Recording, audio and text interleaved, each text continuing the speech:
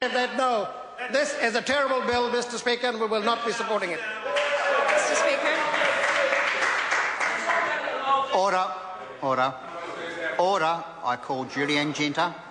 Thank you, Mr. Speaker. Tēnā koe.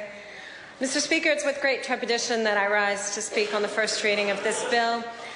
I have to mention that the bill should probably be renamed to the Climate Change Inaction Bill or the Extending Subsidies to Climate Polluters Bill, as that would be much more accurate. And I'd like to thank the Honourable John Banks and the member Todd McClay for raising a really relevant statistic, which is that New Zealand's emissions are not 0.2% of global emissions. And I think it's probably relevant, and I'll help the Honourable John Banks with some maths here.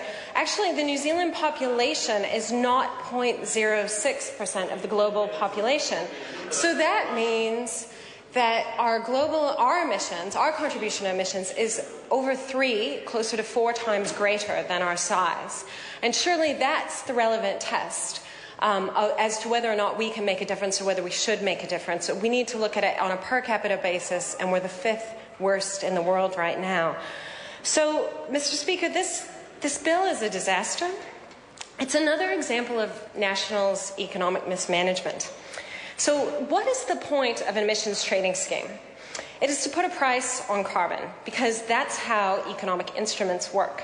Now, I admit it's not the best way.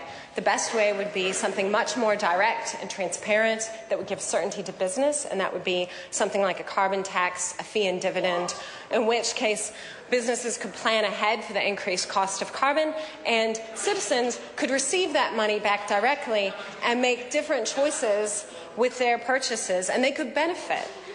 So I know members on the government side of the House, particularly the Honourable John Banks, don't have a real handle on economics. But when you study economics, as I have, you learn about something called externalities. And externalities are costs that aren't included in a transaction. And human-induced climate change, which is absolutely undeniable right now, no thinking, educated person could possibly deny the evidence that human activities are leading to dangerous climate chaos around the world.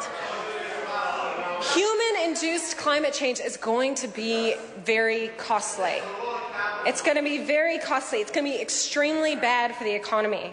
And even worse, it's going to be bad for people. There's no way that New Zealand can escape the high costs of climate chaos, which are already being felt across the world. And the National Party knows this, or they claim to understand this reality. But what this bill demonstrates is not only are they not going to do anything to help New Zealand's economy transition to a smart, resilient footing, they're going in the absolute opposite direction. They're laying out the red carpet for the fossil fuel industry. They want them to come and drill and frack and mine and do whatever they want to the precious places that New Zealanders love. And they're subsidizing this antiquated extractive approach so that a few foreign companies can turn a tidy profit under the big lie that somehow this is going to make ordinary New Zealanders richer or give them more opportunities. And it is not the case. The impacts of this government's emphasis on dirty fossil economy are already being felt in the loss of clean, renewable energy jobs. Okay? I spoke to someone who works in wind energy today, and he said that with the gutting of the emissions trading scheme, it's clear that there's not going to be opportunities. Nobody is planning for future wind generation. And that's the cost. That is the cost of not putting a price on carbon. 1 minute. So anyone who understands the basics of economics could tell you this. The minister has said that this bill is about reducing costs to businesses and households. But what it is really doing is reducing choices for business and households. If the price of carbon is not direct, then no one can benefit from reducing their greenhouse gas emissions. Innovative, clean, green business cannot compete because it's not a level playing field. So National claims to be the party of economic credibility, but in fact they are completely ignoring the fundamental way in which economic instruments work. And this bill guts an already ridiculously weak emissions trading scheme. We have a choice. The path is diverging, and we must choose one. We cannot develop a clean, green economy with opportunities for all New Zealanders if we are simultaneously subsidising dirty industries. This government has chosen to put off Sorry to responding interrupt to the reality. honourable member. Her time has expired.